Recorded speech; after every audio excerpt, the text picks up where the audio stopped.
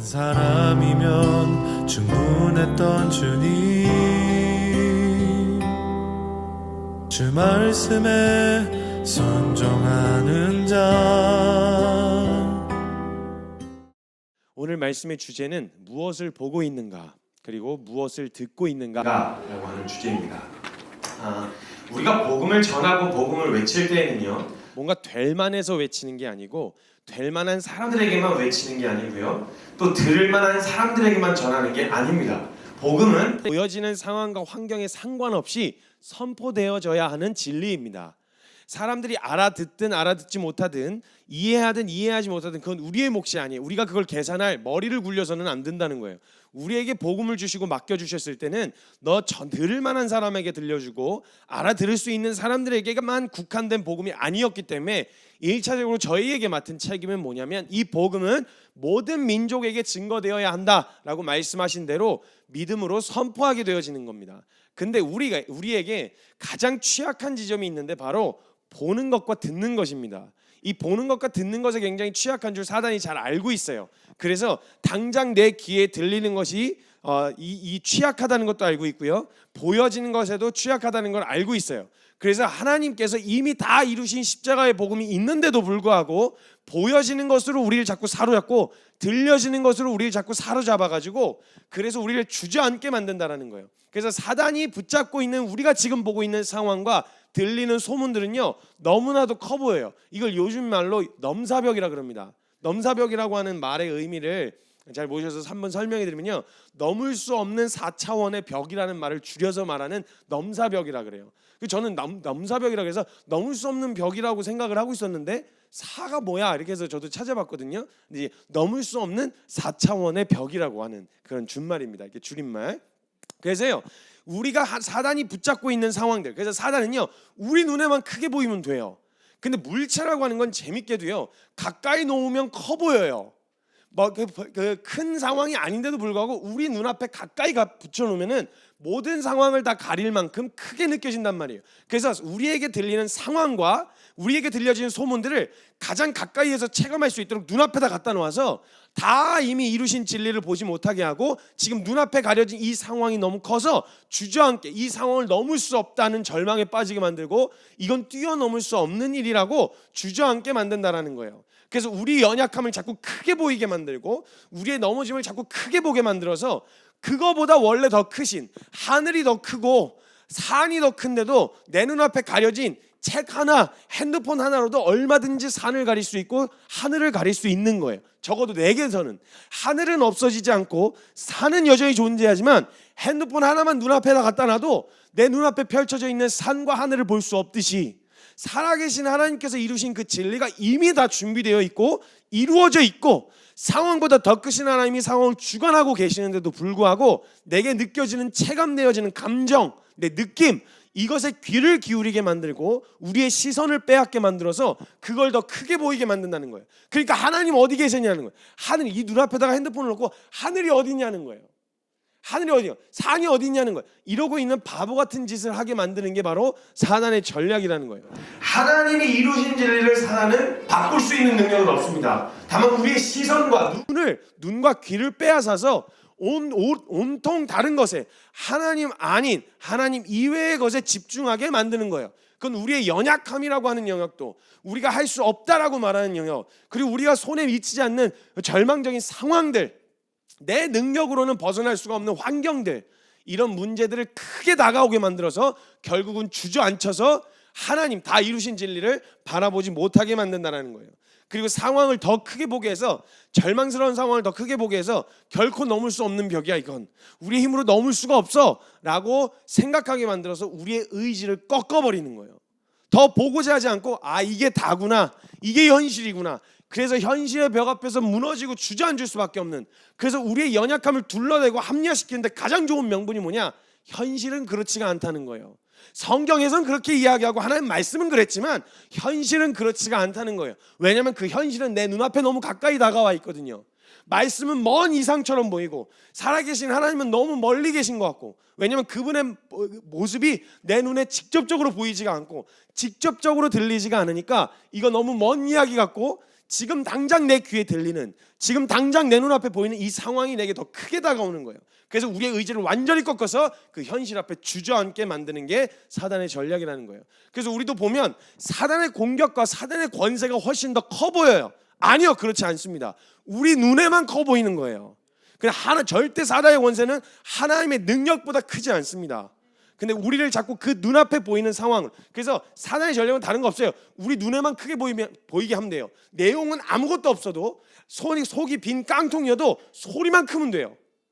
소리만 크면 되고 몸집만 크면 돼요. 그러니까 풍선을 이빨 크게 불어넣어가지고 우리 눈앞에 세우면 오, 골리앗이다, 너무 커, 이건 넘을 수가 없어. 그냥 툭 치면 넘어갈, 툭 건들면 넘어갈 풍선 같은 건데도 우리 눈에만 크게 보이면 눈에 보기에만 크게 만들어 놓으면 되는 거예요. 절망스럽게 내 힘으로 도저히 할 수 없다는 그 의지만 꺾어 놓으면 되는 거예요. 그 크신 하나님 붙들지만 못하게 하면 되는 거예요. 그래서 옆에서 빈 깡통 소리로 그냥 깡깡깡깡 소리만 크게 하면 돼요. 내용도 아무것도 없는, 본질도 아무것도 없는 그 자리에서 그냥 막 흔들어서 우리를 휘어잡아서 결국 주님을 붙들지 못하게 하는, 현실에 주저앉게 만드는, 상황에 주저앉게 만드는, 내 연약함과 내 느낌 앞에 머물게 만드는, 이게 바로 사단의 전략이라는 거예요. 그래서 출애굽기 14장에 보면 모세가 백성에게 이르되 너희는 두려워하지 말고 가만히 서서 여호와께서 오늘 너희를 위하여 행하시는 구원을 보라. 다른 거 보지 말고 지금 네 눈앞에 있는 홍해, 이걸 보지 말고 이 상황보다 더 크신 하나님이 이 상황을 어떻게 여실는지, 이 상황을 어떻게 해결하실는지를 가만히 서서 봐라. 너 지금 이 상황에서 네가 할 수 있는 능력 없지, 네가 할 수 있는 에너지 없지, 너가 할 수 있다고 생각되시는 영역이 아무것도 없지. 오케이, 지금이야말로 하나님이 일하시는 걸 볼 수 있는 기회 아니냐? 네. 지금이야말로 사람으로서 할 수 있는 방법이 아무것도 없다는 그 무능함을 경험한 그때야말로 하나님의 전능하심을 볼 수 있는 절호의 기회 아니냐? 근데 자꾸 우리의 시선은 나의 무능함에 머물러 있는 거예요. 그러니까 그 현실 앞에 주저앉아서 어떻게 하냐는 거예요. 그 큰 기적을 맛보고 그 어마어마한 살아계신 하나님을 경험하고도 나와서 홍해 앞에 부딪히니까, 현실 앞에 부딪히니까, 눈에 보이는 상황에 부딪히니까 벌써 또 다시 반복되어지는 거, 또 반복되어지는 게 바로 내 눈에 보기에는 이게 답이 없다, 이걸 어떻게 건너냐, 이걸 어떻게 갈 수 있냐, 뒤에는 애국 군사들이 버티고 있고 앞에는 홍해 바다다, 이거 내가 할 수 있는 게 없다. 그래, 네가 할 수 있는 게 없다. 애굽한 것도 네가 한 거 아니잖아. 원래 처음부터 네가 한 거 없었어. 네가 할 수 있는 것도 없었고. 그럼 이제 그쯤 했으면 무능함에 머물러 있는, 너의 연약함과 무능함에 머물러 있는 그 시선을 좀 들어서 되게 하시는, 가능하게 하시는 그 상황과 현실보다 더 크신 하나님을 좀 볼 수는 없냐? 가만히 서서 여호와께서 오늘 너희를 위하여 행하시는 구원을 보라. 오늘 본 애굽 사람을 영원히 다시 보지 아니하리라. 주님 말씀하시는 거예요.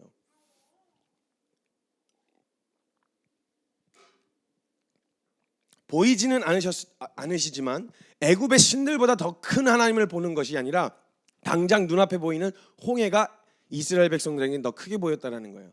그래서 하나님께서는요, 우리로 하여금 믿음으로 보이지 아니하시지만 실제이시며 모든 상황을 주관하고 계시는 그 하나님을 바라보게 하기를 원하세요.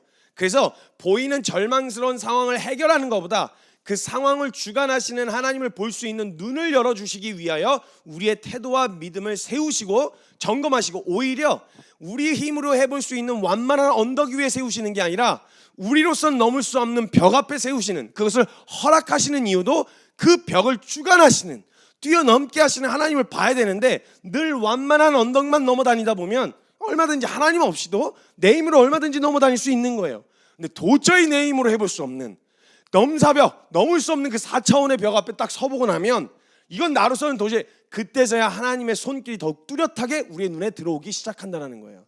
이걸 보여주시기 위해서라도 하나님은 굳이 그 절망스러운 상황들을 막으실 필요가 없는 거예요. 왜냐하면 이걸 통해서 우리의 믿음이 한 단계 더 업그레이드 될 수 있으니까요.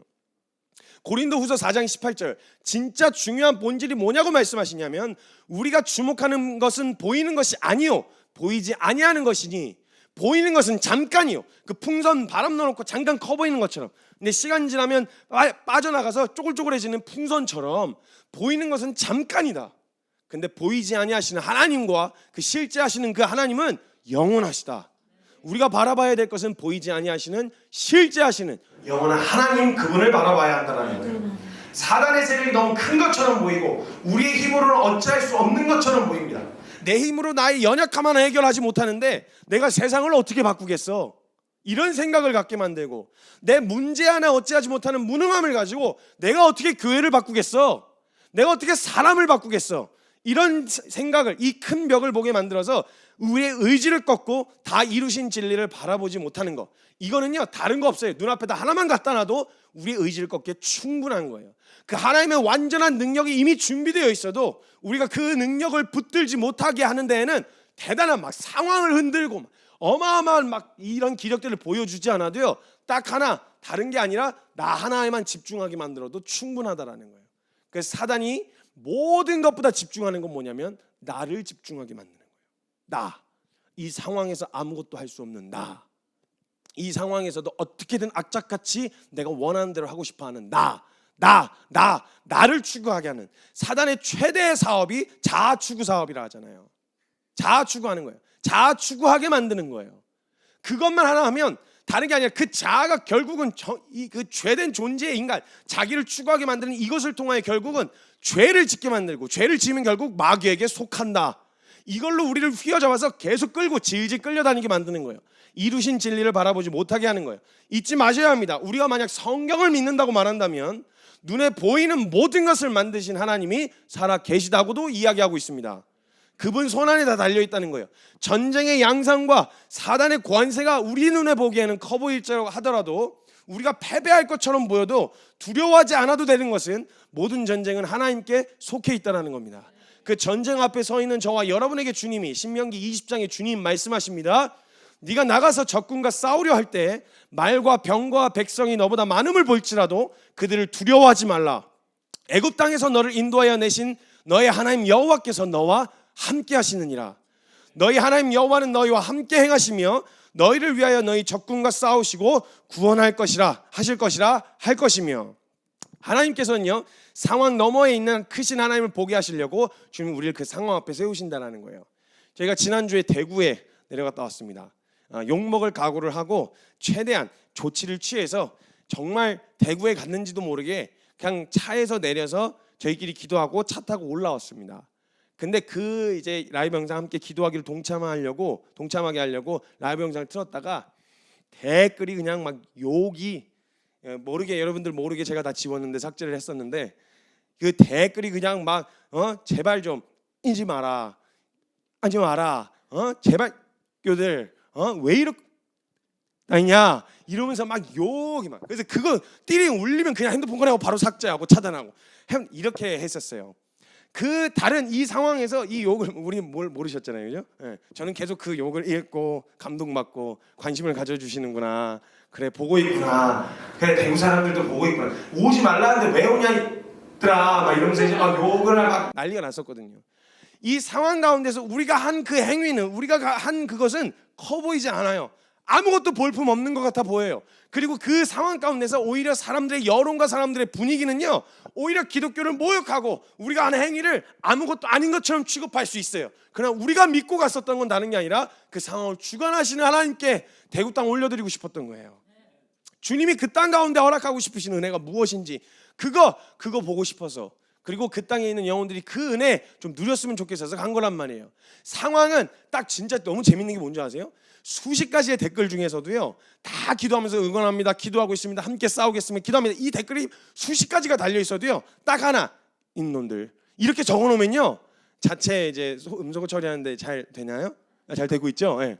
혹시나 새 나갈까봐 그냥 어때 이렇게 적어놓으면요 거기에 온통 둘러 빠지는 거예요.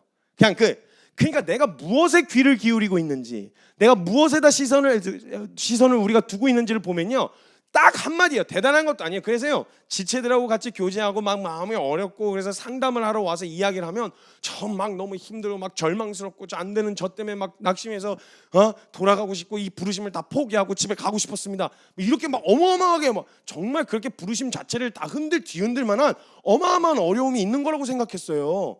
그래서 막 저는 막 사랑이 없고요, 저 같은 건 죽어야 돼, 저 같은 쓰레기예요, 나 같은 재활용도 안 돼 쓰레기예요 막 이러면서 이러고 막 이렇게 있는 걸 보면서 뭔가 굉장히 심각하고 심오한 고민 앞에 있구나라는 걸 라고 생각을 했단 말이에요. 그래서 가만히 이야기를 들어보면요, 되게 장황해요. 그래서 팩트가 뭐야? 그런 생각을 갖게 만든 사건이 있었을 거 아니야. 그래서 저는 항상 그 팩트를 먼저 체크를 하거든요. 이게 대부분 그냥 한 사람 말한 거거든요. 말 한마디 했어요. 한마디 했는데 거기에 온통 둘러빠져갖고 모든 사람들이 저를 싫어하는 것 같아요.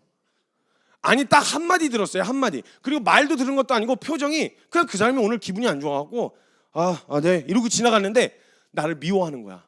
사람 날 싫어하는 거야. 사람들은 전부 다 날 미워해. 사람들은 전부 다 날 싫어해. 이렇게 자기 혼자 스스로 해석을 해가지고요, 과대 해석을 하고 자기가 듣고 싶은 것만 듣는 거죠. 그래갖고 그렇게 해석해갖고 결국은 부르심도 막 통째로 흔들어 버릴 만큼 어마어마하게 거기다 의미를 두는 거예요. 그래서 가만 들어보면 별로 어려운 것도 아니야. 그래서 저는 막 사랑하려고 그랬는데 사랑이 안 돼가지고요, 사랑하려고 애를 썼는데 사랑할 수 없는 자신을 발견했는데요, 그래가지고 애를 쓰고 노력을 했는데 결국 안 되는 나를 발견했어요. 그게 절망이라서 지체들하고 같이 공유해서 나눠서 애를 쓰고 말씀을 보고 기도의 자리에 나아갔는데요, 도저히 저에게 사랑할 수 있는 게, 저는 선교사로서 자격이 없어요. 전 집에 가야 되겠어요. 이런 장황한 이야기를 그래서 듣다 보다가, 그러니까 걔가 밉다는 거 아니야. 그러니까 걔가 짜증난다, 지금 걔랑 사이가 안 좋다, 이거 아니야? 생각해보면 진짜 별거 아니에요. 근데 이걸 이렇게 크게 만들어 보이게 만드는 거예요, 사단이 자꾸. 그래서 이것 때문에 부르심 전체를 다 뒤집어. 그래서 걔가 싸가지 없게 대한다는 거 아니야. 너한테만 유독 말 틱틱하는 거 같고 그렇게 느껴진다고 걔가 짜증난다는 거 아니야. 그지? 그거 아니야? 그러면 그렇게 인정하기엔 또 너무 좀 없어 보이잖아요. 그러니까 그건 아니고요. 사실은 그게 아니라 제 안에 사랑을 하려고 그래. 그러니까 걔랑만 사이 좋으면 괜찮은 거 아니야? 그럼요, 막 죽을 것처럼 주구장 쓰다가요, 어느 날 갑자기 되게 해맑게 와요. 해맑게 와갖고 화해했다는 거예요. 우리 화해했어요. 이렇게 하면 언제 그랬냐는 듯이 또 죽기 살기로 막 따를 거라고 막 이러고 고백하고 또 이런단 말이에요. 진짜 우리를 주저앉히는 데에는요, 큰 것도 필요 없어요. 작은 거라도 우리 눈앞에만 갖다 놓으면 되는 거예요. 여기에 온통 시선을 뺏기고 온통 귀를 뺏겨요.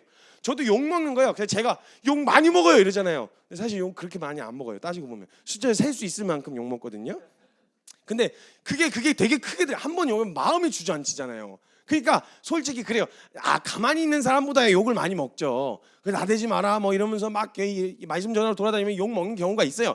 횟수로 따지면 그렇게 셀 수 있을 만큼 아주 인생에 비해서, 듣는 격려에 비해서는 많지가 않아요. 근데 그 한마디 들은 게 나를 완전히 막 낙심시키고 절망시키는 거예요. 우리가 무엇에 귀를 기울이고 있는가? 다른 사람들이 다 욕을 하고 손가락질해도 주님이 야, 너 잘 가고 있어. 그럼 잘 가고 있는 거죠. 우리에겐 하나님의 말씀이 결론되어야 되는데 우리의 시선을 지금 어디다 뺏기고 있냐는 거예요. 저와 여러분 지금 뭘 보고 계시냐는 거예요. 저와 여러분 지금 뭘 듣고 계시냐는 거예요. 무엇에 시선을 뺏기고 있고 무엇에 귀를 내어주고 있냐는 거예요. 사람도요, 자기의 전문 영역에는요, 거기에 귀가 열려요. 그래서요, 사람들 진짜 제가 너무 웃긴데요, 히브리 헬라를 그렇게 오래 공부한 것도 아닌데요, 그냥 사람들이 히브리를 안 쓰는 상황에서 누가 히브리어를 이야기하면 그거 아는 척하고 싶은 거죠. 제게 그게 들리는 거예요. 그거 히브리어인데, 그게 히브리어예요. 이렇게 얘기하고 싶은 막 그런 거 있잖아요. 그런 마음이 막 생긴단 말이에요. 그리고 음악하는 사람들이요, 자기 영역, 전공하는 영역은요, 합주를 해도요, 자기 영역이 들리는 거예요. 자기 영역이. 그 우리의 전문 영역이 뭐예요? 자아추구죠. 자아추구. 죄인의 전문성, 자아추구. 그러니까 나를 추구하게 만드는 건요, 그 어마어마한 하나님의 기적이 다 쏟아지고 있는 한복판에서도요, 나를 기가 막히게 추구할 수 있는 영역을 기가 막히게 찾아내는 거예요. 그걸 듣고 그걸 봐요. 그 어마어마한 하나님의 기적이 쏟아지고 있는 그 한복판에서도 아간이요, 그 여리고가 완전히 무너져 내린 상황 가운데서 아간이요, 눈앞에 보이는 재물이 보이는 거예요.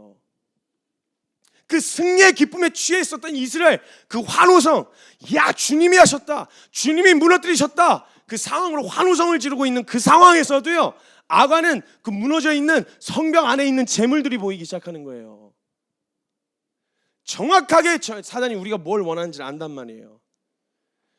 이걸 보게 만들어서 결국은 우리를 주저앉게 만드는, 주님을 더 따르지 못하게 만드는.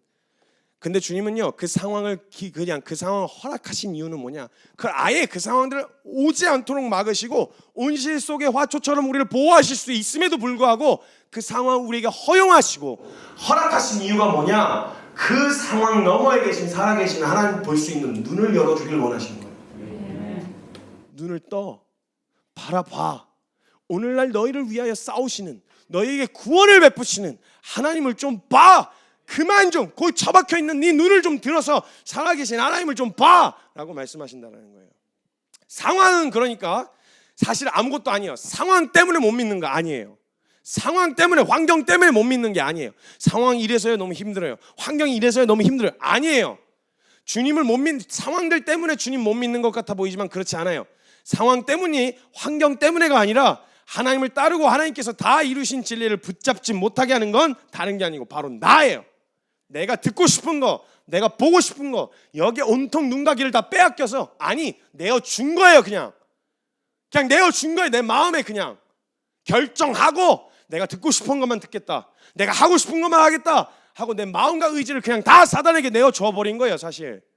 그러면서 연약함이다, 어쩔 수 없다라는 말로 둘러대고 있는 건지도 모른다는 거예요. 상황보다 작은 나에 집중해서 아무것도 할 수 없을 것처럼 만들고, 말씀의 기준에 부합하지 않은 나를 보면서 주님을 따를 용기를 빼앗고, 나를 사랑하게 해서, 나를 온통 나에게 둘러빠지게 해서 자기를 부인하라는 하나님의 말씀을 따르기 싫어하게 만드는 거예요 사단이. 그런데 잊지 마셔야 될 건요, 내가 생각하는 나보다 하나님께서 우리를 더 잘 아십니다. 내가 크다고 생각하는 상황보다 하나님이 더 크십니다. 하나님께서 그렇다고 하시면 그런 거예요. 내가 계산하고 내가 보기에는 이거 아닌데 이거 다른 건데 라고 보기에, 아무리 우리가 보기에 어떠하든 상관없이 하나님이 이거다 라고 하시면 그거예요. 하나님이 괜찮다 하시면 괜찮은 거예요. 하나님이 안 된다 하시면 안 되는 거예요. 이게 그렇게 할 만한 충분한 합리적인 이유가 있어도 말씀이 그렇다고 하시면 그런 거예요. 사도행전 18장 9절에서 10절 말씀입니다. 읽겠습니다. 시작. 밤에 주께서 한 산자인데 바울에게 말씀하시되 두려워하지 말며 침묵하지 말고 말하라. 내가 너와 함께 있음에 어떤 사람도 너를 부족하여 괴롭게 할 자가 없을 것이니 이는 이 성 중에 내 백성이 많음이라 하시니라. 아멘. 지금 이 상황에는 사도 바울이 고린도에 갔을 때였어요. 근데 이때 사도 바울이 2차 전도 여행을 떠나서 있었던 차에 시기상으로는 몇 년이 더 걸리는 일이었지만 코스로는 거의 막바지쯤에 이르렀을 때죠. 요 다음 코스가 이제 다음 해서 이제 에베소 교회까지 가고 예루살렘으로 돌아가는 이 일정이었었는데, 이 고린도에 머물렀을 때였어요. 근데 이 고린도라고 하는 지역이 어떤 지역이냐면요, 펠로폰네소스라고 하는 데가 있어요. 모르시죠? 이거 무슨 핫소스 이런 게 아니고요. 고치 그런 또 이제 그런 게 있어요. 아무튼 이게 잘 그냥 이해하고 들으시면 돼요. 펠로폰네소스와 그리스 나머지를, 그 북부 지역 자체를 이어주는 연결 지점이었어요. 그러니까 항상 이 고린도 그리스의 나머지 지역을 연결하는 전략적 위치였던 거죠. 전략적 위치였어요. 그러니까 고린도는 그리스 북부와 남부를 여행하는 모든 사람들이 이 도시를 반드시 통과해야만 하는 아주 전략적 요충지였어요. 교통이 아주 활발하고요. 사람들이 많이 왔다 갔다 하니까 교역이 활발하고요. 그러다 보니까 여행객들이 굉장히 많았고요. 그러니까 무역의 중심지가 됐고 많은 여행객들이 지나는 곳이 되었다라는 거예요. 근데 무역이 활발하고 다양한 사람들이 많이 오간다라는 게 좋은 문화와 좋은 문명들이 들어온다라고 하는 말도 되지만 잡다한 쓰레기들도 함께 들어온다는 이야기도 되어진다라는 거죠. 그러니까 각종 우상 숭배와 세속적인 문화들이 난잡하게 자리 잡고 있던 곳이 바로 고린도였어요. 고린도라고 하는 지역이었어요. 완전 난잡 그 자체였어요. 그래서요, 코린시에나이즈라고 하는 말이 있는데 이게 난잡하다라는 말이에요. 이게 고린도화하다라는 말인데, 고린도화 되어진다라는 말 자체의 의미가 난잡하게 되어진다라는 말이 가질 정도로 성적으로 아주 음란했고요, 아주 난잡한 문화가 형성되어 있었다라는 거예요. 그리고 또 여기에는요, 그리스 로마 신화에 우리가 뭐 이게 보신 분들은 있을 텐데, 그 사랑의 여신 아프로디테라고, 아프로가 아니고 아프로디테라고 하는 저기 여신이 있었어요. 이 여신이 있었는데, 이 아프로디테라고 하는 그 올림포스의 그 12개의 신 중에서 그 사람들이 그냥 섬기는 신 중에서 미와 사랑의 여신이었어요. 그래서 여성의 그런 성적인 아름다움과 사랑의 욕망을 이렇게 관장하는 여신이었던 거죠. 아프로디테. 그러니까 앞으로 그리고 뒤. 그냥 아프로디테 이렇게 해서 앞뒤로 그냥 아주 음란했어요. 앞뒤 뒤에 그냥 다, 뒤태도 아주 음란하고 아주 다 음란해요. 그래서 아프로디테라고 하는 여신상을 보면요, 벗고 있어요. 물론 이제 다 그리스 로마 신화에 등장하는 신들이 다 벗고 있긴 한데, 남자나 여자나. 근데 이렇게 다 벗고 있는 그래서 완전 음란해요. 그래서 그냥 있는 대로 그냥 표현하면요, 여기 적혀 있는 대로. 그래서 아니야 그냥 안 할래요 이거. 그래서 이것 때문에요, 매춘 산업이 굉장히 활발했어요. 그래서 여사제들이, 매춘을 위해 여사제들이 매일 밤마다 1000명씩 드나들었어요. 매춘 산업을 위해서. 거기에 여사제들이, 이 신전을 섬기는 사람들이. 그러니까 완전히 성적으로 문란한 곳이었다란 말이에요. 그러니까 우리도 잘 알지만요, 문화적으로 개방되어 있고 인간의 정욕을 완전히 개방된 문화란 이름으로 마음껏 불태우던 이곳에 바울이 머물게 된 거예요. 그냥 도시의 분위기는 완전 허랑방탕 그 자체였어요. 바울이 만약에 저녁에라도 한 바퀴 돌았다고 한번 생각을 해보시죠. 이 도시에 와서 전도 여행을 하러 온 거니까 밤에 한번 돌았다고 생각해보세요. 여러분 대학가 한번 밤에 돌아다녀보세요. 전도할 목적으로 돌아다녀보세요. 그냥 막 재밌겠다 같이 놀 목적으로 맛집 찾아서 돌아다니는 거 말고, 여러분 정말 복음을 전할 목적으로 밤에 대학가 한번 돌아다녀보세요. 모텔촌 한번 돌아다녀보세요. 난잡하기 그지없는, 그냥 여기저기서 오바이트 하고 있고, 여기저기서 남녀들끼리 그냥 끼고 그냥 모텔로 들어가고 있고, 술 먹고 그냥 난잡한 분위기가 형성되어 있는 그 문화에 한번 가서 복음을 전하기 위해서 그 시선을 가지고 한번 가보세요. 바울이 가서 질려버렸을 거예요. 웬만한 이방인들에게 뭐 복음을 전하는 것 떠나서 가장 부요하고 등 따시고 배부르고 내 정욕을 마음껏 분출할 수 있는 그 문화 안에서 자라고 있는 그 고린도 지역에 있는 사람들을 보면서요, 바울이요 질려버렸을 거예요. 그래서 바울은 그런 문화 안에서 안 자랐거든요. 모태신앙 중에 모태신앙이잖아요. 아주 바람직한 모태신앙이었거든요. 근데 그런 문화 충격이었을 거예요. 모태신앙인 바울은요. 이거 도대체 뭔가, 이게 무슨 상황인가? 이런 타락한 문화에 노출되어 있는 유대인들과 헬라인들에게 복음을 전한 거예요, 사도 바울이.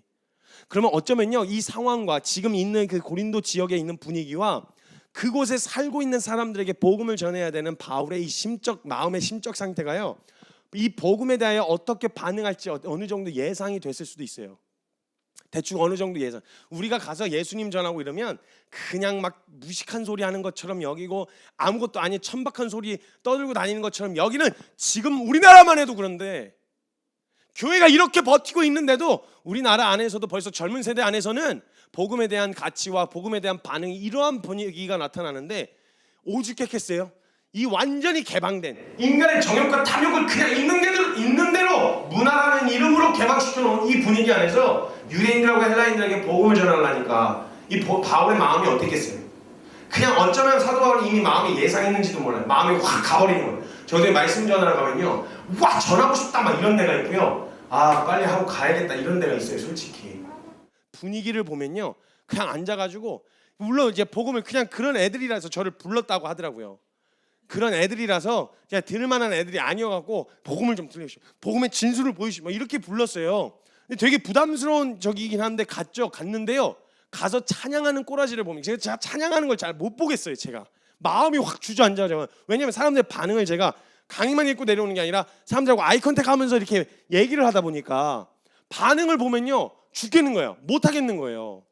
찬양하러 들어가서 마음이 확 주저앉는 데는 애들 그냥 반쯤 누워가지고 이러면서 핸드폰 하고 있고, 그럼 전도사님들하고 목사님들이 와가지고 어떻게든 듣게 해보려고 마음이 너무 안쓰러워요. 안쓰러워.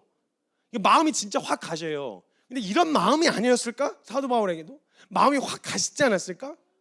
마음이 막 이렇게 좀 어렵지 않았을까? 이런 사도 바울의 심적 상태를 그냥 혼자 예측을 해봤어요. 그렇게 탐욕과 정욕에 사로잡혀 있는 곳에서 십자가의 복음을 전한다니. 거기서 한번 대학가 가서 한번 외쳐보시라니까요. 가서 그냥 다른 말 말고 예수 천당 이것만 한번 외쳐보세요. 가서 술 먹고 있는 그 한복판 그냥 유흥가 근처에 가갖고 예수 천당 이러고 외쳐보시라고요. 사람들이 어떻게 듣겠어요? 그걸 어떤 반응으로 나올지에 대한 예상이 충분히 되어지는 거예요. 어떻게 이 복음을 무시하고 고리타분한 이야기로 들을지 눈에 훤히 들여다 보인 거예요. 그래서 나중에 3차 전도 여행 중에 바울이 에베소에 머물 때 기록한 책이었는데, 거기서 기록한 고린도전서, 고린도에 있는 그 성도들에게 이야기하는 고린도전서가 나중에 갔다 오고 나서 3차 전도 여행 중에 에베소에 머물렀을 때, 그때 이제 서신서를 보내는 게 고린도 전후서인데, 그때 고린도전서 1장 22절 23절을 보면 유대인은 표적을 구하고 헬라인은 지혜를 구한다 그래요. 그래서 우리는 십자가에 못 박힌 그리스도를 전하니 유대인에겐 거리끼는 거라 그래요. 그리고 이방인들에게는 미련한 것처럼 보인다 그래요. 이 복음이 그 문화 안에서, 그 어마어마한 정욕과 탐심을 마음껏 분출하는 그 문화 안에서 이 십자가의 복음은 고리타분한 이야기고 미련한 이야기고 거리끼는 이야기라는 거예요. 이걸 바울이 느꼈다는 거예요. 지금 체감했다라는 거예요. 고린도화되어진 난잡해진 그 문화 안에 살고 있는 유대인들과 헬라인들에게 그들의 지식적 유의와 자기 만족과 자기 의에 가득 차 있었던 그들에게 그들이 복음을 대하는 태도가 뻔히 들여다 보이는 거죠. 거기서 복음을 전하는 거예요. 사도행전 18장 5절 말씀 보면 실라와 디모데가 마게도냐로부터 내려오매 바울이 하나님의 말씀에 붙잡혀 유대인들에게 예수는 그리스도라고 밝히 증언하니 말씀을 전하기 시작해요. 근데 이 세속적 가치가 만연하고 물질 만능주의와 쾌락에 가득 차 있는 이 문화 한복판에 살고 있는 유대인들에게 다른 것이 아니라 복음을, 예수는 그리스도라고 복음을 증언하라고 전해요. 이야기하시는 거예요. 그리고 그걸 그들에게 전해주는 거예요. 그들이 듣기에는요 무식하고 무지하면 천박한 이야기처럼 들리는 거예요. 아니나 다를까 바울이 하나님의 말씀에 사로잡혀 전한 복음을 멸시하고 천대하면서 아무것도 아닌 취급을 하기 시작하는 거예요. 6절에 보면 그들이 대적하여 비방하기 시작해요. 무슨 소리 하는 거야? 그래 싸구려 이상한 얘기 하지 말고 그런 얘기 떠들지 말어 이러면서 비방하고 대적하기 시작했어요. 근데 사도 바울에게 있어서 그들이 비방하고 아무것도 아닌 멸시하고 그런 취급 무시하고 있는 그 복음이라고 하는 것은요 사도 바울에게 있어서 그런 가치가 아니었어요. 그렇게 멸시를 당하고 천한 취급을 받고 무시를 받을 내용이 아니었어요. 사도 바울에게 있어 복음은 그냥 예수님이 십자가에 죽으셨다 정도의 의미가 아니었단 말이에요.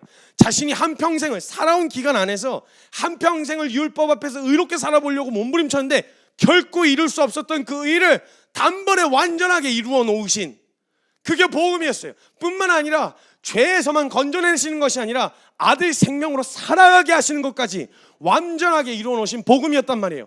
그렇기 때문에 사도 바울에게 있어 복음이라고 하는 것은요 율법 앞에서 몸부림쳤던 깊이만큼 그만큼 그에겐 가치 있는 것이었고 소중한 것이었단 말이에요. 그런 식으로 무시받는 걸 참을 수가 없었어요. 바울이 욕먹고 매맞고 돌맞는 건 괜찮았어요.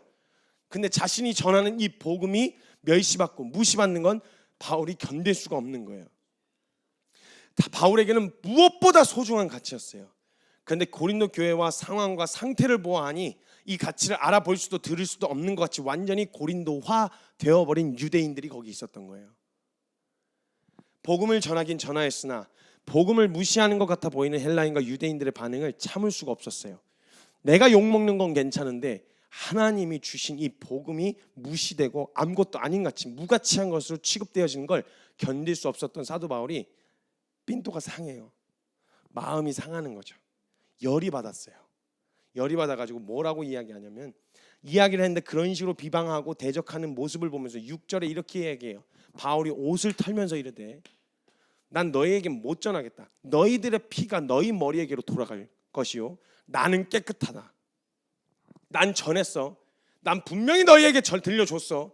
전하라고 하셔서 전하긴 해. 근데 이 복음을 무시하고 이런 식으로 대적하고 비방하는 너희의 행태를 내가 참을 수가 없다. 난 전했으니까 니네가 알았어. 너희들의 피가 너희에게로 돌아갈 거야. 난 옷을 들고 난 깨끗하다. 난 분명히 전했어. 그리고 나서 돌아가. 그러면서 뭐라고 이야기하냐면 이후에는 내가 이방인에게로 가리라. 너희같이 이 배불러 터진 인간들 유대인이라 불리면서 너희는 특별하다고 말하면서 하나님의 은혜와 복음은 멸시하는 너희들 이 배불러 터진 인간들에게 난 더 이상 이 복음을 싸구려로 갖다 팔아먹는지 못하겠다. 난 차라리 이방인들에게 한 번도 들어보지 못해서 부르지 못하는 이방인들에게 차라리 가겠어. 난 너희한테 다시는 전하지 않아. 이게 사도 바울이요 원래는 유대인들을 향한 마음이 굉장히 애틋했어요. 로마서 9장에 보면 내가 이스라엘 내 동족 이스라엘을 위해서 그리스도에게 끊어질지라도 그들이 그리스도의 은혜 앞에 서는 것을 원했던 바울이었어요. 근데 아무리 그 원함이 있었어도요 바울에게 있어 복음의 가치는 그렇게 멸시받을 만한 가치가 아니었어요. 이걸 견딜 수 없었던 바울이 마음이 상해버려가지고 그냥 갖다 쏟아버리고 차라리 나 이방인에게로 가겠다. 제가 이거를 이 이야기를 딱 보는데 제가 이게 되게 자주 던지던 멘트였거든요. 이 이야기를 제가 이제 죄송하지만 청소년 집회 가면은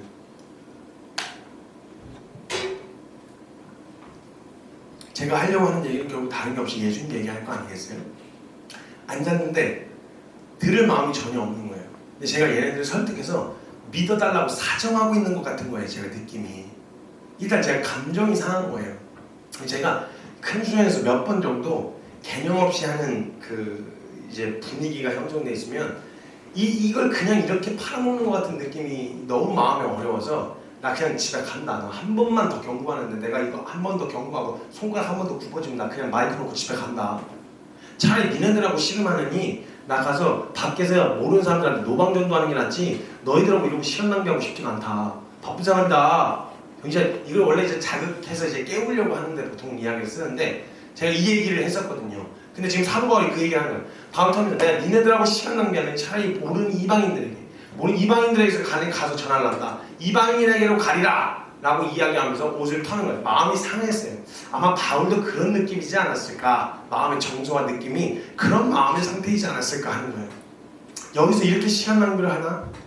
이렇게 정욕과 쾌락에 취해 사는 자들에게 자아를 추구하며 살고 있는 이 사람들에게 과연 복음이 복음답게 들려질 수 있을까? 눈에 보여지는 상황이 너무 절망스러웠어요. 그리고 그들이 이야기하는 비방과 그들이 이야기하는 말들이 너무 귀에 꽂혔어요. 마음을 상하기에 충분했단 말이에요. 사도 바울도 좋은 마음으로 복음을 전하기는 했으나 이들의 반응을 보는 이 태도 자체가 너무 불순하고 하나님 앞에서 경건하지 불경건한 태도를 서 있는 걸 보면서 너무너무 마음이 어려운 거예요. 나는 이 피에 책임이 없다고 말하면서 옷을 털고 그 자리를 떠나요. 그리고 7절에 유스도라고 하는 이방 사람 집에 들어가요. 그 사람은 이방인이었어요. 근데 그 이방인이요 하나님을 경외하는 사람이었어요. 그 경외하는 유스도의 집에 머물게 되는데요. 유스도의 집은 바로 회당 바로 옆이었어요. 근데 주님이요 바로 고린도에서 떠나게 하시진 않고 이런 마음으로 에이씨나 그냥 갈 거야 이러면서 간 게 아니라 고린도에 거하는데 거기서 하나님을 경외하는 이방 사람 한 사람을 만나게 하세요. 근데 그 사람 집이 회당 바로 옆이었어요. 그러니까 교회 바로 옆이었던 거예요. 근데 그 회당 옆에 있었으니까 아마도 사도 바울은 회당에 자주 드나들었을 거예요. 근데 거기에 회당에 있었던 회당장이 있었어요. 회당장. 근데 그 회당장하고도 교제할 기회가 생겼나 봐요. 그러다가 그 회당장과 이야기하면서 거기에 있었던 그리스보라고 하는 회당장과 교제를 통해서 이 그리스보라고 하는 회당장이 예수님을 믿게 되어진 일을 경험해요. 그 절망스럽고 척박해 보이는 그 땅에서요 피어있는 한 송이의 꽃을 보게 된 거예요. 상황 사도 바울이 볼 때 고린도는 전부 다 그냥 타락한 사람들이었어요. 그 사람들이 떠들고 다니는 그 모든 말들은 전부 다 그냥 더러운 말들이었어요. 음담패설뿐이었어요. 사도 바울에게 고린도라고 하는 이미지는 그런 이미지였어요. 근데 하나님이 그곳을 떠나게 하지 않고 유스보라고 하는 이방 사람을 만나게 하셔서 그와 교제하며 하나님을 경외하기를 기뻐하는 사람과 교제하니 이 마음의 위로가 되어지는 거예요. 고린도가 음란하고 타락한 곳이라고 자신이 보기에도 그렇고 실제도 현실은 그랬어요. 근데 그곳에 그 척박한 곳에 한 송이의 꽃이 펴 있는 거예요. 주님이 이걸 보기를 원하셨어요. 바울이 보여지는 것과 들려지는 것 절망스럽고 한탄밖에 나오지 않는 그 상황에서도 하나님을 경외해서 그냥 눈만 돌리면 아무도 뭐라 안 해. 문화 자체가 그렇기 때문에 내가 그냥 내 연약한 건 내가 하고 싶은 대로 꼴리는 대로 마음껏 하는 거 아무도 뭐라 안 해요. 누구도 뭐라 하지 않는데 내가 하나님 앞에서 그럴 수가 없어서 그 경외함을 지키고 살고 있는 유스보를 만나게 하신 거예요. 마음에 큰 위로와 격려를 받은 거예요. 그리고 이 마음을 통해서 그리스보라고 하는 회당장인 그 사람이 예수님을 만나게 되어지고 그 집이 예수님을 만나게 되어져요. 그 일을 계기로요 유대인에게 있어 영향력 있고 존경받는 지도자의 회심을 통해서 유대인 공동체에 큰 충격이 전해져요. 더불어서 많은 고린도 사람들이 복음을 듣고 믿어 세례를 받게 되더라. 만약에 사도 바울이요 마음이 상해서 보여지는 것과 들리는 것에 보고 옷을 털고 니네들이랑 상종 안 해. 이것들 그냥 복음을 이런 식으로 취급해? 너희들이랑 상종 안 해 하고 그냥 떠났다. 바울은 못 봤을 거예요. 그리스보라고 하는 사람을 그곳에 준비시켜 놓으셨고 유스도라고 하는 사람을 거기에 준비시켜 놓으셨다라는 거. 그 사람이 힘겹게 그 자리에서 믿음을 지키고 치열하게 몸부림치며 하나님의 경외함을 잃어버리지 않으려고 싸우고 있었다는 걸 그 사람들 놓쳐버렸을 거예요. 사도 바울도요 현상과 현실을 보고 마음이 많이 낙심했을 거예요. 이렇게 부유하게 살고 만족스럽게 사는 이 사람들에게도 과연 복음이 복음될 수 있을까? 이 상황 가운데서 정말 복음이 자기의 모든 것을 내려놓으라고 말하는 무모해 보이는 이 요구를 그대로 받아서 순종할 수 있는 그런 사람들이 이 땅에도 과연 있을까? 보이는 것에는 절망스러웠어요. 들리는 것에는 아무런 소망이 없었어요. 복음의 가치답게 과연 받아들일 수 있을까라고 하는 의심이 분명 사도 바울 마음 안에도 있었을 거란 말이에요. 근데 하나님께서는 앞으로 수많은 이방인들을 만나야 하며 그들을 섬겨야 하는 바울에게 보여주고 싶으신 게 있었어요. 바울아, 너 눈에 보이는 게 다가 아니야. 네 눈에 보이는 건 네 시야 안에 있는 그 범위밖에 네가 볼 수 없겠지만 아니야. 나는 그 땅에서 하나님의 백성들을 보고 있어. 난 그 땅에 죄악과 심판해야 될 충분한 명분이 있음에도 불구하고 그걸 유보하시며 기다리시는 건 그 땅에 아직도 하나님을 경외하기를 기뻐하는 자들이 남아 있어. 그리고 내가 듣고 있는 건 그들이 하나님을 향해 떠드는 비방과 저주가 아니라 그들이 하나님을 경외하기를 기뻐하는 자들이 부르짖으며 하나님의 이름을 부르는 걸 난 그걸 지금 듣고 있어. 그게 보여지는 건 다 무너진 것 같아. 그게 우리 시야의 한계야. 우리의 시각에 그게 한계 맞아요. 그게 다예요. 들리는 소문들은 교회 다 무너지고 있대요. 네, 아니요, 아직도 하나님을 경외하기를 기뻐하는 자들이 하나님의 얼굴을 구하는 기도로 나아가고 있다는 그걸 지금 주님은 듣고 계신 거예요. 우리에게 그걸 보여주고 싶으신 거예요. 내가 보는 걸 너희도 좀 봤으면 좋겠다. 내가 듣고 있는 걸 너희도 좀 들었으면 좋겠다. 사도 바울에겐 꼭 보여주고 싶으셨어요. 유수도가 있어. 고린도에 바울아, 유수도가 있어. 성경에 그 이후에 등장하지 않고 유명하지는 않았지만 하나님 그 이름을 잊지 않으셨어요.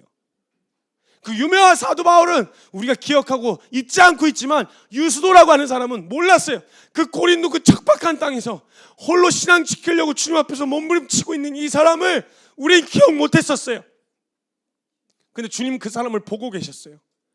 그 사람의 기도를 듣고 계셨어요. 그래서 바울을 가서 그 사람에게 위로를 주시는 것뿐만 아니라 유수도라고 하는 사람을 통해서 바울의 마음을 바꾸시는 거예요. 그리고 거기서 1년 6개월을 더 머물러요. 보이기는 부유해 보여도 영적으로 메말라 있는 땅을 보여주고 싶으셨어요. 보이기에는 타락해 보여도 영적으로 추수할 것이 휘어져 널려져 있는 땅이라는 것을 보여주고 싶으셨어요. 보이기에는 하나님을 경외하지 않고 완전히 타락해버린 것 같은 땅이지만 그곳에 있는 하나님을 경외하는 자들을 보여주고 싶으셨어요. 들리는 소식들을 하나님을 반역하고 떠나가는 소식들이 들려지고 있지만 그 가운데서도 하나님의 이름을 부르짖고 있는 백성들의 기도 소리를 들려주고 싶으셨어요. 사도 바울에게요, 복음을 무시하고 멸시하는 사람들의 반응은 충분히 낙심하게 하기에 충분했어요. 그리고 전하고자 하는 마음을 완전히 꺾어버릴 수도 있었어요. 그런데 바울은요, 유수도와 그리스보를 보면서 타락하고 폐역한 땅 가운데서도 하나님의 말씀은 살아있고 활력이 있어서 그 척박한 땅에서도 하나님의 말씀을 듣고 기뻐하고 경외하기를 기뻐하는 자들이 남아있다라는 걸 사도 바울이 거기서 발견한 거예요. 힘을 얻고 사도 바울이 힘을 얻고 거기서 복음을 선포하기 시작하는 거예요. 예수는 그리스도이시다. 나를 바꾸셨다. 그리고 이들을 바꾸셨다. 이 증인들이 그 자리에 서 있었던 걸 보게 된 거예요. 고린도전서에 나중에 3차 전도 여행에서 사도 바울이요, 고린도전서의 1장 14절에 보면 그리스도가 또 등장을 해요. 편지를 하면서 자신에게 세례받은 사람들, 유일한 사람들이라고 이야기하면서 그리스도와 유수도를 이야기하는데, 유수도라고 하는 이름은 고린도전서 1장에는 가이아라고 하는 이름으로 바뀌어서 나와요. 다시 등장해요. 가이아라고 하는 이름으로 다시 이야기하는 거예요. 무엇을 볼 것이냐는 거예요. 여러분, 무엇을 들을 것이냐는 거예요. 여러분, 무엇을 보시겠습니까? 우리가 지금 보고 있는 우리 시야 안에 들어온 이 상황과 현실을 보시겠습니까? 여러분, 무엇을 들으시겠습니까? 보여지게 교회를 향해 비난하고 복음을 멸시하고 무시하는 사람들의 비난 소리를 들으시겠습니까? 타락한 고린도를 보실 거예요? 타락한 대한민국을 보실 거예요? 무너진 고린도의 영적 상태를 보실 거예요? 무너진 대한민국 한국 교회의 현실을, 현 주소를 보실 거예요? 비방하고 대적하는 사람들의 소리를 들을 건가요? 하나님의 말씀과 복음을 전해야 하는 바울에게요, 하나님은 눈에 보이는 상황, 도저히 변할 것 같지 않은 상황이나 도저히 변할 것 같지 않은 완고한 사람들을 보는 것을 원하지 않으셨어요. 사울을 바울로 바꾸신 그 복음은 능히 그 고린도에 있는 고린도화 되어진 난잡하고 타락한 그들도 그리스도 은혜 앞에 세우실 수 있는 능력이 있는 복음이었다는 거예요. 바울이 뛰어나서가 아니에요. 바울이 실력이 있어서가 아니에요. 복음이 능력이기 때문에 그래요. 그걸 믿기를 바라셨어요. 그래 하나님의 말씀이 결론이 되어서 그 절망 앞에서 이 복음을 들려주기를, 이 복음 전하기를 멈추지 않기를 바라신 거예요. 주께서 환상 가운데 바울에게 말씀하시되 두려워하지 마. 네 마음에 낙심해서 침묵하지 마. 가서 말해. 네가 잘 외쳐야 돼서 네가 잘나서가 아니야. 이 복음이 능력이기 때문에 내가 너와 함께 있을 거야.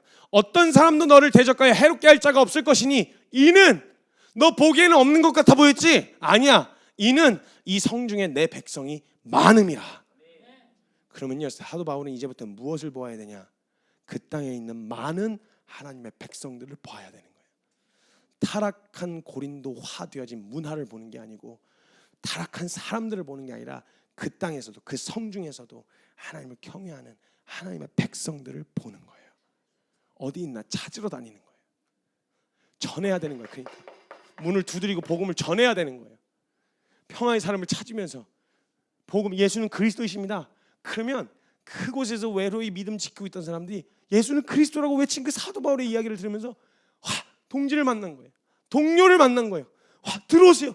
들어오세요. 얼른 들어오세요. 같이 교제하고 용기를 얻고 다시 한번 또 찾으러 나가고 1년 6개월 동안요. 그 타락해 보이는 그 현실과 상황 속에서 믿음의 눈으로 보면 하나님의 백성이 많다고 이야기하시는 거예요. 그러니까 사람들의 반응, 변하지 않을 것 같은 상황을 보지 말고 주님 말씀하시는 거 뭐냐? 날 봐. 나와봐. 정신 차리고 나와봐. 저 아니고요. 저 말고 하나님 말씀하시는 하나님 날 봐. 다른 거 시선 돌리지 마. 어차피 네가 보는 거 그거 다가 아니야. 그러니까 네 둘러싸고 있는 벽이 내가 보기에는 그 주변에 널려있는 하나님의 은혜들이 수많은 하나님의 백성들이 있지만 너는 지금 그 벽을 보고 있잖아. 그거 보지 마. 날 봐. 날 봐. 그리고 귀 나한테 기울여. 내 얘기 들어. 내 말씀 들어. 다른 사람들의 비방과 조롱 소리 듣지 말고 내 얘기 들어. 너를 추구하게 하고 너를 사랑하게 만드는 사나의 속삭임 듣지 말고 내 얘기를 들어. 나한테 집중하라고. 내가 있다고 하면 있는 거야. 나 믿어. 내가 너한테 거짓말 하겠어? 좋은 거 주고 싶어하는 이 하나님 아버지가 내가 네한테 거짓말 하겠어? 내가 있다면 있는 거야. 내가 된다면 되는 거야. 안 되는 걸 사기쳐서 된다고 믿게 만들지 않아. 내가 된다고 하면 되는 거야. 그걸 보고 그걸 들으라고. 그걸 믿으라고. 그리고 다른 거 생각하지 말고 외쳐. 가서 외쳐. 머뭇거리지 마. 멈추지 말고 외치라. 담대하게 외쳐라. 침묵하지 말고 말하라. 네가 능력이 있어서가 아니라 복음이 그냥 능력이야. 그러니까 두려워하지 말고 전해. 그 복음이 능력이 되어서 사람을 뒤집어 버리는 그 역사가 일어나게 될 테니까 그냥 외쳐. 침묵하지 마라. 그 말씀을 근거로 외치라고 말씀하시는 거예요. 담대하게 사람들의 반응과 평가를 두려워하지 않고 선포하라고 말씀하시고 계세요. 복음은 진리이기 때문에 여러분 선포하는 겁니다.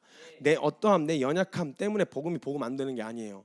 내가 어떠하든 상관없이 복음은 복음이에요. 그 선포한 진리 앞에 나도 서야 하는 거고 사람들도 그 앞에 함께 서야 되는 거예요. 그러니까 복음은 나의 어떠함하고 상관없이 오늘 또 선포해야 될 진리라고 저는 확신합니다. 저의 어떠함 때문이라면 내 연약함, 내가 잘 믿고 있나, 내가 어떻게 하고 있나, 이것 때문에 복음을 전하고 못 전하는 거에 머뭇거릴 수 있겠지만 아니요, 복음은 우리의 어떠함에 전혀 지장을 받지 않습니다. 우리의 어떠함과 전혀 상관없이 상황이 아무리 난리를 치고 정부가 아무리 난리를 쳐도 복음은 여전히 살아있고 하나님의 능력으로서 반드시 증명되어질 거예요. 증거되어질 거라고 확신합니다. 주님 하시는 일을 우리가 보게 되어질 거예요. 이것을 깨달은 사도 바울은요, 고린도에 있는 성도들을 향해 담대히 선포할 수 있게 되어졌어요. 고린도전서 1장 22절에서 25절에 이렇게 선포합니다. 유대인은 표적을 구하고 헬라인은 지혜를 찾으나 우리는 십자가에 못 박힌 그리스도를 전하니 유대인에게는 거리끼는 것이요 이방인에게는 미련한 것이로되 오직 부르심을 받은 자들에게는 유대인이나 헬라인이나 그리스도는 하나님의 능력이요 하나님의 지혜니라. 하나님의 어리석음이 사람보다 지혜롭고 하나님의 약하심이 사람보다 강하니라. 그러니까 난 사람의 이야기 듣지 않는다. 상황을 보지 않는다. 그 상황을 주관하시는 하나님을 본다. 그분의 지혜를 구한다. 그러면서 그 원리를 배운 바울이 고린도전서에 또 이렇게 얘기해요. 4장 5절에 고린도전서 4장 5절에 이렇게 이야기합니다. 그러므로 때가 이르기 전 곧 주께서 오시기까지 아무것도 판단하지 말라. 너 눈에 보이는 것으로 아무것도 판단하지 마. 귀에 네가 지금 들은 것으로 아무것도 판단하지 마. 왜? 하나님 살아 계시거든. 내가 고린도에서 그걸 배웠어. 그리고 와서 에베소에서 편지를 보면서 그 얘기를 하는 거예요. 지금 아무것도 판단하지 말라. 그가 어둠에 감추인 것들을 드러내고 마음의 뜻을 나타내시리니 그때에 각 사람에게 하나님으로부터 칭찬이 있으리라. 아멘. 아무것도 판단하지 마. 너 아직 끝났다고 말하지 마. 너 지금 아직 이 상황이 절망스럽다고, 한국교회 무너졌다고 얘기하지 마. 다음 세대 소망 없다고 말하지 마. 주님이 끝났다고 아직 말씀 안 하셨어요. 주님이 된다고 하시면 되는 거예요. 주님이 있다고 하셨으면 있는 거예요. 하나님 없이 하는 고민을 멈추어야 합니다. 하나님 살아계십니다. 하나님 없이 상황을 판단하시면 안 됩니다. 그럼 인간 수준으로 머물게 되어지는 거예요. 하나님 살아계십니다. 절망스러운 건 우리 눈에 그러한 것이지 하나님도 그렇게 느끼실 리가 없다는 거예요. 왜냐하면 하나님 전능하시니까. 그것을 통해서 우리에게 무엇을 말씀하시려는지 우린 그것을 주목하면 된다는 거예요. 우리의 눈을 주님에게로 고정합시다. 우리의 귀를 주님에게로 엽시다. 주님이 우리에게 지금 무엇을 말씀하기를 원하시고 무엇을 보기 원하시는지 그 하나님의 말씀에 귀를 기울이며 나아갈 수 있었으면 좋겠습니다. 함께 같이 기도했으면 좋겠습니다. 에스겔서 37장에 보면 에스겔에게 주님의 환상을 보여주시면서 메마른 뼈들을 보여주십니다. 골짜기 지면에 뼈가 심이 많고 아주 말랐다고 이야기합니다. 이게 에스겔이 본 상황이고 현실이었습니다. 근데 주님이 그 불가능해 보이는 현실과 상황을 눈앞에 보여주시면서 하나님의 말씀이 들립니다. 에스겔에게 말씀하시는 거예요. 인자야, 이 뼈들이 능히 살 수 있겠느냐? 하나님은요 그냥 살리시면 돼요. 능력 되시니까 하나님이 그냥 하시고 살아나는 것을 보여주시면 돼요. 네, 처음부터 에스겔에게 보여주고 싶으셨던 게 있으셨어요. 지금 무엇을 보고 있는지, 무엇에 귀를 기울이고 있는지 에스겔에게서 물으시는 거예요. 인자야, 이 뼈들이 능히 살 수 있겠느냐? 하시기로 에스겔이 내가 대답하여 이르되 주 여호와여, 주께서 아시나이다. 아멘. 그래? 주께서 아시나이다 라는 말은요, 하나님 이 뼈가 살 수 있겠냐고 물으셨습니까? 이 뼈가 저에게 살 수 있냐고 물으셨습니까? 아니요, 제가 보기엔 메마른 뼈입니다. 그러나 이건 어찌할 수 있는 능력이 없는 제 눈에나 그런 것입니다. 근데 그것을 물으신 분이 하나님이시라면 주님이 아시지요. 이걸 그냥 메마른 뼈로 두실지 아니면 하나님의 군대로 일으키실지는 주님 손에 달려있는 것이지요. 그 고백으로 에스겔이 고백하는 거예요. 주께서 아시나이다. 아멘. 주님이 아십니다. 예, 하나님, 제 눈에 보기엔 메마른 뼈예요. 살아야 가망 없어요. 우리의 능력으로, 우리의 최선으로 살릴 수 있는 가능성이 없어요. 근데 만약 이 질문을 하신 게 하나님이시라면, 저에게 이걸 물어보신 것이 하나님이시라면, 하나님, 주님은 하실 수 있는 분이시죠. 아멘. 주님 손 안에 달려있는 것이지요. 그 고백으로 주님을 올려드린 거예요. 그 주님이 에스겔에게 말씀하세요. 그 고백을 대답한 에스겔에게, 그래? 그럼 너 앞뒤 계산하지 마. 그 무식해 보이고 무의미해 보이는 그 자리에 가서 서. 그리고 침묵하지 말고 대언하라. 가서 이야기해. 하나님의 말씀을 대언해. 대언하여 이르기를 너희 마른 뼈들아, 여호와의 말씀을 들을지어다. 주 여호와께서 이 뼈들에게 이같이 말씀하시기를 내가 선 생기를 너희에게 들어가게 하리니 너희가 살아나리라. 너희 위에 힘줄을 내고 살을 입히고 가죽으로 덮고 너희 속에 생기를 넣으리니 너희가 살아나리라. 또 내가 여호와인 줄 너희가 알리라 하셨다 하라. 그 메마른 뼈 앞에서 에스겔이 이야기하는 거예요. 살아나라. 눈에 보이는 상황은 저 도저히 불가능한 상황이에요. 근데 하나님 말씀하셨으니까 된다면 되는 거예요. 가서 대언하라 하셨으면 하는 거예요. 가서 외친 거예요. 살아나라. 하나님 앞에서 살아나라. 그럼 너희가 여호와인 줄 너희가 알리라 하셨다. 이에 내가 명령을 따라 대언하니 대언할 때 소리가 나고 움직이니 이 뼈 저 뼈가 들어맞아 뼈들이 서로 연결되더라. 내가 또 보니 그 뼈에 힘줄이 생기고 살이 오르며 그 위에 가죽이 덮이나 그 속에 생기는 없더라. 또 내게 하나님이 이르시되 인자야, 너는 생기를 향하여 대언하라.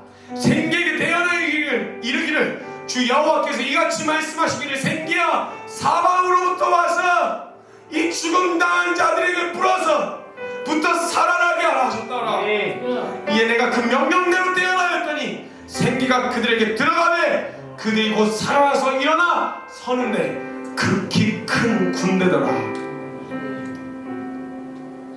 누가 알았겠습니까 이걸? 황량하게 널브러졌던 그 마른 뼈다귀들이 하나님의 군대로 일어나게 될 줄 누가 알았겠습니까?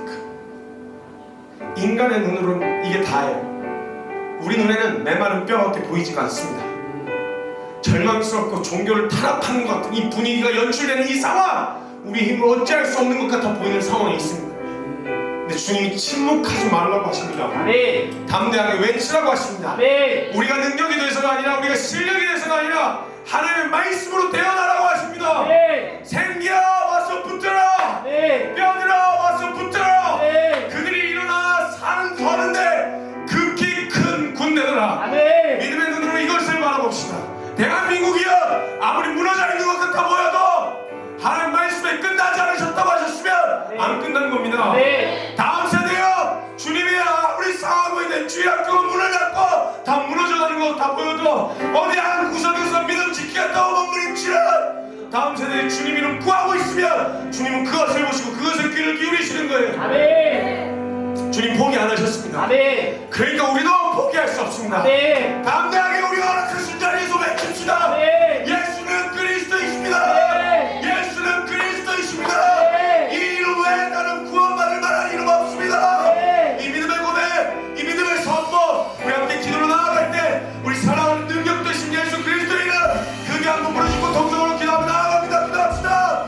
주여. 한 걸음마다 하나님 말씀 의지하여 주님의 마음에 동참하는 자